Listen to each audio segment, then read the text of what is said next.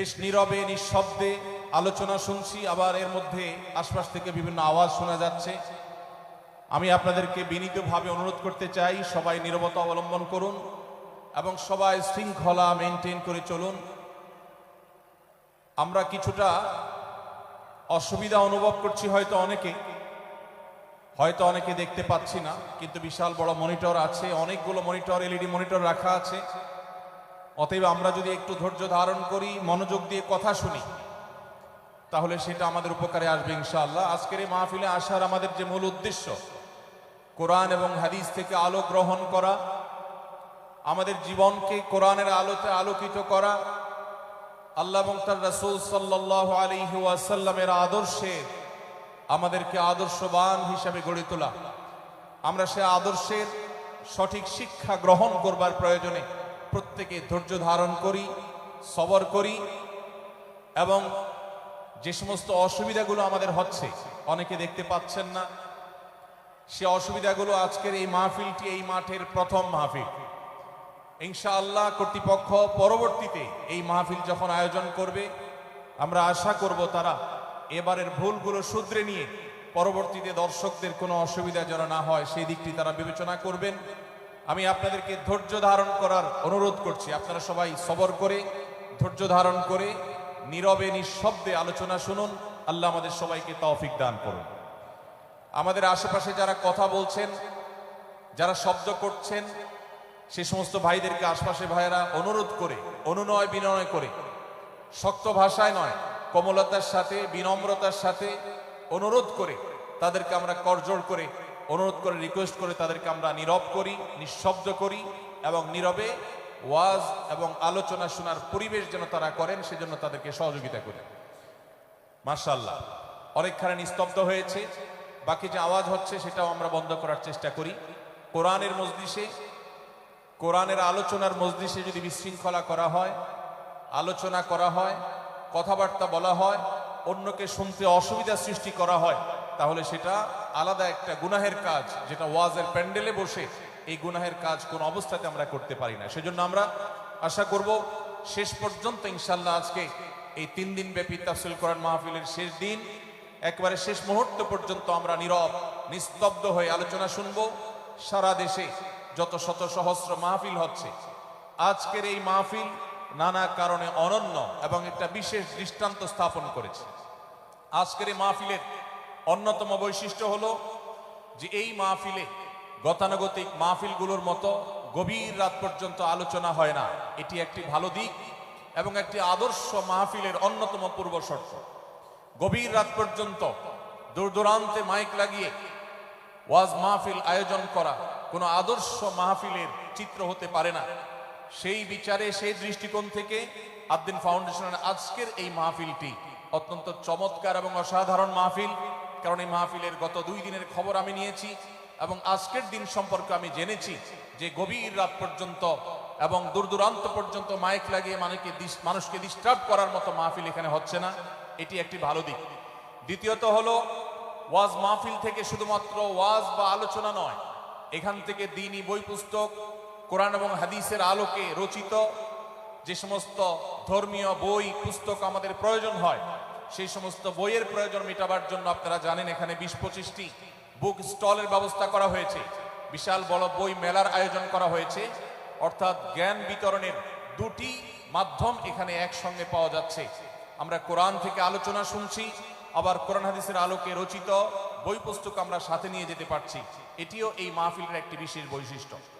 তৃতীয়ত হলো, আমাদের মা বোনদের প্রবেশ পথ, তাদের অবস্থান, এগুলোকে এতটাই স্বতন্ত্র করা হয়েছে, এতটাই এগুলোকে সেপারেট করা হয়েছে যে সেগুলো তাদের প্রাইভেসি, তাদের পর্দার যে বিধিবিধান, তাদের যে ব্যক্তিত্ব, তাদের যে অন্যান্য দিকগুলো আছে, সেগুলোকে খুব ভালোভাবে মেনটেন করা হচ্ছে। এটিও একটি আদর্শ মাহফিলের গুরুত্বপূর্ণ দিক। আজকাল অনেক ওয়াজ মাহফিলে মা বোনদের জন্য ওয়াজ শোনার ব্যবস্থা রাখা হয়, কিন্তু সেই সমস্ত ওয়াজ মাহফিলে মা বোনদের পর্দা সুন্দরভাবে সুচারুরূপে তারা আসা এবং নিরাপত্তার সাথে আবার ফিরে যাওয়ার মতো পৃথক আসা যাওয়ার রাস্তা ইত্যাদির ব্যবস্থা করা হয় না, যা বহুবিধ ফিতনার কারণ হয়ে থাকে। আজকের এই মাহফিলটিতে সেই দৃষ্টিকোণ থেকে একটি অনন্য দৃষ্টান্ত স্থাপিত হয়েছে যে মা বোনদের জন্য পৃথক ওয়াজ শোনার ব্যবস্থা এবং রাস্তাঘাট পৃথক, যাতে করে তারা তাদের সেই পর্দার বিধিবিধানগুলো মেনটেন করে চলতে পারেন। এই জন্য আমি কর্তৃপক্ষকে বিশেষভাবে ধন্যবাদ দিতে চাই। সেই সাথে আজকের একটা মাহফিলের সম্পূর্ণ নতুন দিক যুক্ত হয়েছে, যেটা আপনারা দেখেছেন, তা হলো প্রত্যেক আলোচক আলোচনা করার আগে তার বায়োগ্রাফি পেশ করা হচ্ছে, তার জীবন বৃত্তান্ত পেশ করা হচ্ছে এবং সংক্ষেপে তার সম্পর্কে ধারণা দেয়া হচ্ছে। এটিও একটা চমৎকার দিক এবং আমার জানা মতে বাংলাদেশের যে কোনো মাহফিলে এটি প্রথম দৃষ্টান্ত। সেই সাথে এই মাহফিলে আগত আমাদের সম্মানিত দর্শক শ্রোতা মণ্ডলীর জন্য প্রাথমিক চিকিৎসা সম্পর্কে যেন তারা ধারণা নিতে পারেন, সেজন্য অনেকগুলো বুথ করা হয়েছে। এই বুথগুলো থেকে একজন মানুষ তার প্রাথমিক স্বাস্থ্য, এটার পরীক্ষা নিরীক্ষা বা নিজের চিকিৎসা সম্পর্কে স্টেপ কিভাবে নেবেন সে সম্পর্কে আদ্দিন সকিনা মেডিকেল কলেজের তরফ থেকে একটি বিশেষ আয়োজন হলো, যে বিশেষ ক্যাম্প এবং বুথ করে করে আমাদের দর্শক শ্রোতাকে এই দিক থেকে বিশেষ সার্ভিস দেওয়া হচ্ছে।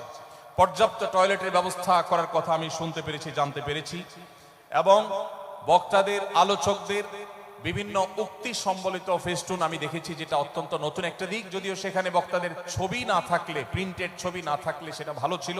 আমি আশা করব কর্তৃপক্ষ সেটি পরবর্তীতে খেয়াল রাখবেন।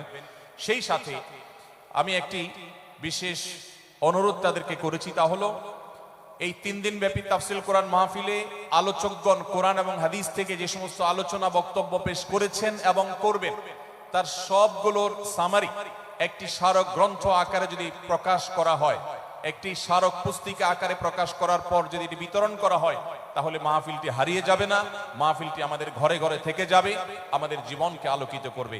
আমি আশা করব ওয়াজ মাহফিল, যেটি এই দেশের সবচেয়ে প্রাচীনতম কালচারের অন্যতম, এদেশের সবচেয়ে শক্তিশালী সংস্কৃতির অন্যতম হলো ওয়াজ মাহফিল। এই ওয়াজ মাহফিলগুলো আদর্শ ওয়াজ মাহফিলে পরিণত হবে। এই ওয়াজ মাহফিলগুলো মানুষের বিরক্তির কারণ হবে না। শহর এলাকায় রাত বিরাতে, গভীর রাত পর্যন্ত দূর দূরান্তে মাইক লাগিয়ে মানুষের দুর্ভোগ সৃষ্টির কারণ হবে না। উচ্চ শব্দ দিয়ে মানুষকে বিরক্ত করার কারণ হবে না মাহফিলগুলো। আমরা যদি আদর্শ ওয়াজ মাহফিলের দৃষ্টান্ত স্থাপন করতে পারি, তাহলে এই দেশ কোরআনের আলোয় আলোকিত হবে, হাদিসের আলোকে আলোকিত হবে, আমাদের ঘরগুলো আলোকিত হবে দ্বীনের নূর এবং আলো দ্বারায়। আল্লাহ রাব্বুল আলামিন আমাদের সবাইকে কোরআন এবং হাদিসের আলো থেকে আলোকিত হওয়ার তৌফিক দান করুন। আজকের এই মাহফিলে আমরা যেরকম সবাই সমবেত হয়েছি, মাশাআল্লাহ, চরম নীরব নিস্তব্ধ পরিবেশে সবাই পিনপতন নীরব হয়ে এই মুহূর্তে কথা শুনছি। আমি আশা করব শেষ মুহূর্ত পর্যন্ত আমরা এই অবস্থা বজায় রাখবো।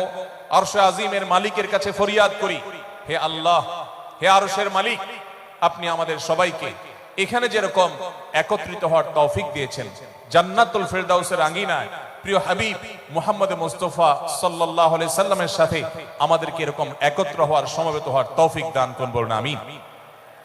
সম্মানিত ভাইয়েরা, আমি আপনাদের সম্মুখে কোরআনে কারীমের গুরুত্বপূর্ণ একটি সূরা, সূরা হুজরাতের একটি আয়াত তেলাওয়াত করেছি।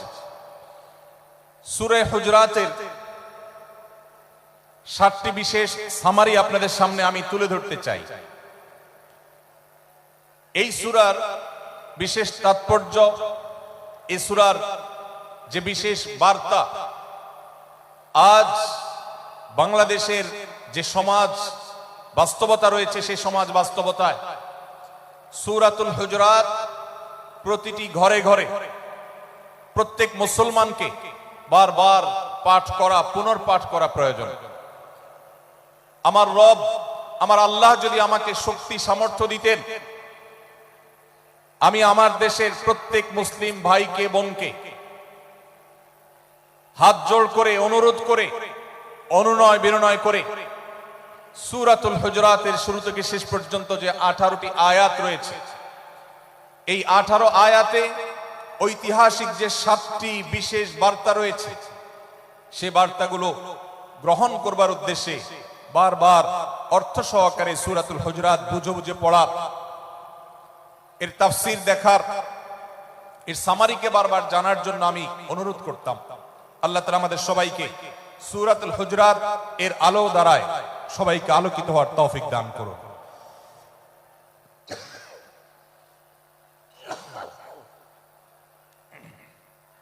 সম্মানিত উপস্থিতি,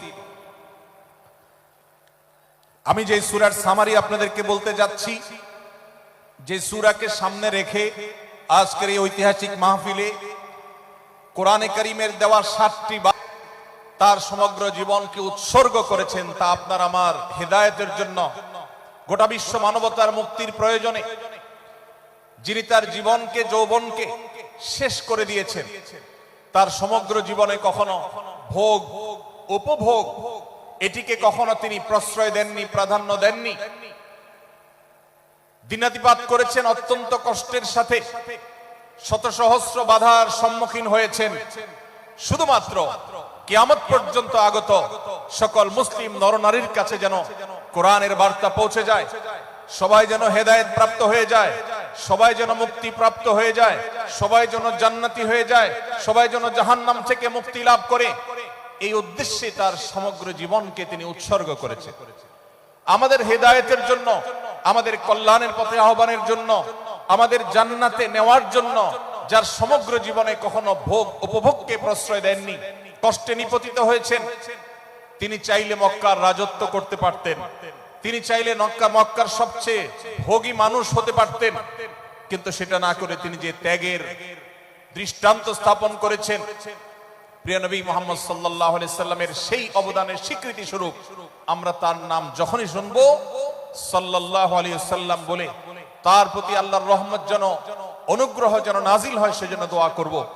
আল্লাহ তাআলা তার হাবিবকে রহমত এমনিতেই দান করবেন, আপনি আর আমি তার জন্য রহমতের দোয়া করার মধ্য দিয়ে আমরা সৌভাগ্যবান মানুষের কাতারে শামিল হতে পারবো। তো আমি যেটি বলছিলাম, সূরাতুল হুজরাতের 1 থেকে 5 নম্বর আয়াত পর্যন্ত এই 5টি আয়াতে আল্লাহ রাব্বুল আলামিন প্রিয় নবী সাল্লাল্লাহু আলাইহি সাল্লামের সাথে আদব এবং শিষ্টাচারের শিক্ষা দিয়েছেন মানব জাতিকে। এবং আল্লাহ রাব্বুল আলামিন ঈমানদারদেরকে পরম মায়ার সাথে ডেকে ইয়া আইয়ুহাল্লাযীনা আমানু, হে ঈমানদারগণ, এই ডাকে আল্লাহ তাআলা ডেকে বলেছেন লা তুকাদ্দিমু বাইনা ইয়াদাইল্লাহি ওয়া রাসূলিহি, তোমরা আল্লাহ এবং তার রাসূলের সামনে আগ বেড়ে কোনো কথা বলবে না, আগ বেড়ে কোনো কাজ করবে না। একজন ঈমানদার, একজন মুসলমান, তার এই শিষ্টাচারের শিক্ষা তার জীবনে ধারণ করতে হবে। যখনই আল্লাহ কোনো কথা বলেছেন, আল্লাহ রাসূল সাল্লাল্লাহু আলাইহি সাল্লাম কোনো কথা বলেছেন, এটি নিশ্চিত হতে পারবো আমরা, তখন একজন ঈমানদার আর কখনো সেটার উপর কোনো কথা বলবে না, আগ বেড়ে কোনো কিছু করবে না, কোন প্রকার সীমা লঙ্ঘন করবে না। ক্বালাল্লাহ ক্বালার রাসূল, আল্লাহ বলেছেন, আল্লাহ রাসূল বলেছেন, এটি শোনার পর সে তার আপাদমস্তককে সারেন্ডার করবে, সে নিজেকে আত্মসমর্পণ করবে। এরপর তার কোন যুক্তিকে, কোন বুদ্ধিকে, তার কোন মতামতকে সে সেখানে আর দাঁড় করাবার চেষ্টা করবে না। এটা একজন শিষ্টাচার বিশিষ্ট ঈমানদারের বৈশিষ্ট্য। কোরআন এই শিক্ষা আমাদেরকে দিয়েছে। ভাইরা আমার, এই শিক্ষাকে ধারণ করে আমরা যারা নিজেদেরকে মুসলমান দাবি করছি, আমাদের সম্মানীয় যারা আছেন, আল্লাহকে যেরকম আমরা সম্মান করি, আল্লাহ রাসূলকে যেরকম সম্মান করি, ঠিক একই ভাবে আমাদেরকে যে সমস্ত মানুষগুলোকে সম্মান করার নির্দেশ করা হয়েছে, ওলামায়ে কেরাম রয়েছেন, আমাদের বাবা মা, বয়সে বড়, শিক্ষিত, এবং যারা আমাদের শিক্ষক বৃন্দ আছেন, এভাবে যারা আমাদের সম্মানের পাত্র আছেন, সে মানুষগুলোর সামনে আগ বেড়ে যেন কোনো কিছু না করি। সে আগ বাড়াটা কথার ক্ষেত্রে হতে পারে, চলার ক্ষেত্রে হতে পারে, আচরণের ক্ষেত্রে হতে পারে। এই শিষ্টাচারের শিক্ষা সূরা হুজরাতের প্রথম আয়াতে আমাদেরকে দেয়া হয়েছে। প্রিয় ভাইরা আমার, আমাদের সমাজে আজ যে সমস্ত ভালো গুণের দুর্ভিক্ষ চলছে, ক্রাইসিস চলছে, অভাব চলছে, এর মধ্যে অন্যতম হলো আজ শিষ্টাচারের অভাব। আমাদের সমাজের চতুর্দিকে আপনি দেখতে পাবেন পরিলক্ষিত হচ্ছে।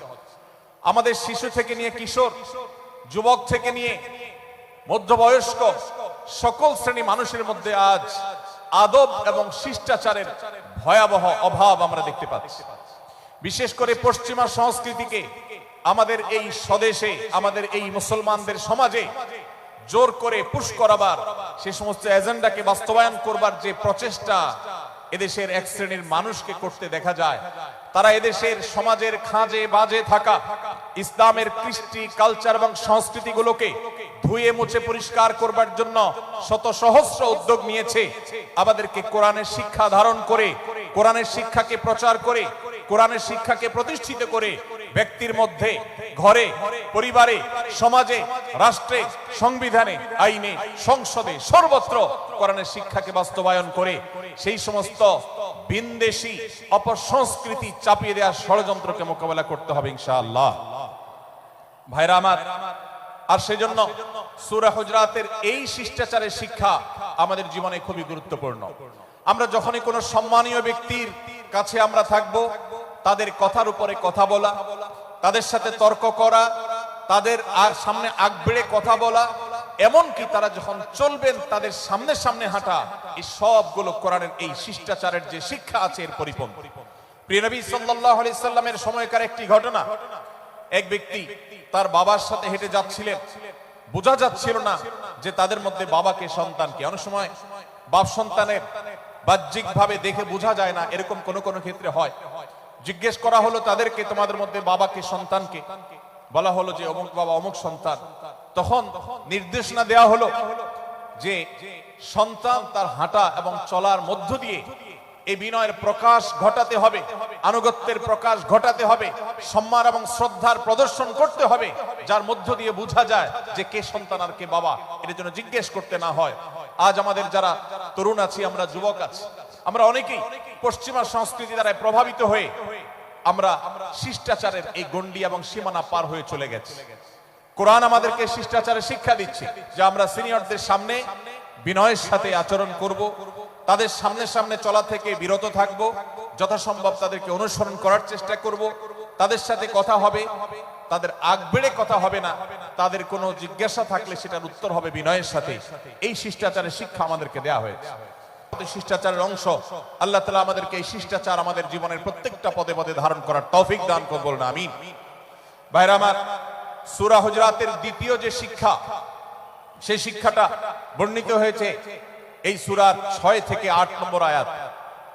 6 থেকে 8 নম্বর এই আয়াতের মধ্যে আল্লাহ রাব্বুল আলামিন আমাদেরকে দ্বিতীয় শিক্ষা দিয়েছেন, ঈমানদার কখনো কোনো কথা বলার আগে সেই কথা সত্য কিনা, বাস্তব কিনা সেটি যাচাই বাছাই না করে বলবে না।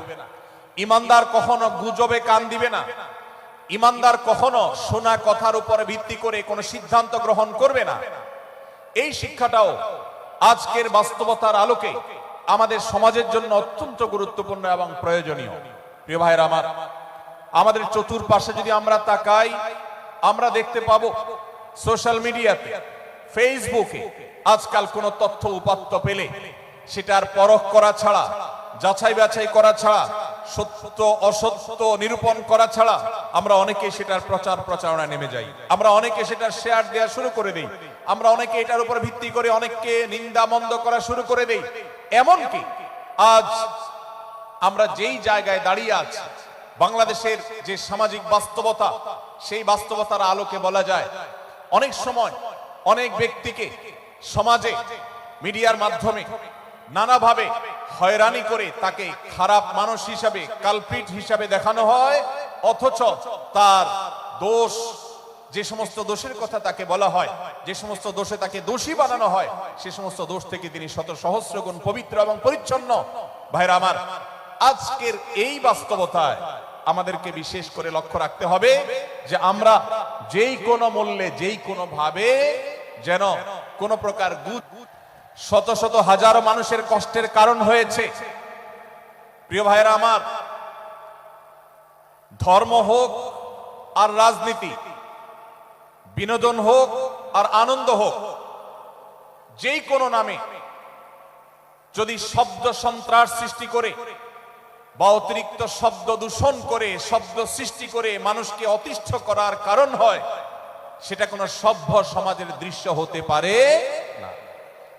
আমরা সেই ইসলামের অনুসারী যে ইসলামে আমাদের প্রিয় নবী সাল্লাল্লাহু আলাইহি ওয়াসাল্লাম মসজিদে নববীতে তার একান্ত পরিবেশের মধ্যে এক সাহাবী জোরে কোরআন তেলাওয়াত করছিলেন। তিনি তাকে বলছিলেন, তুমি কোন বধির রবকে শোনাচ্ছ না? তোমার রব সবকিছু শুনতে পান।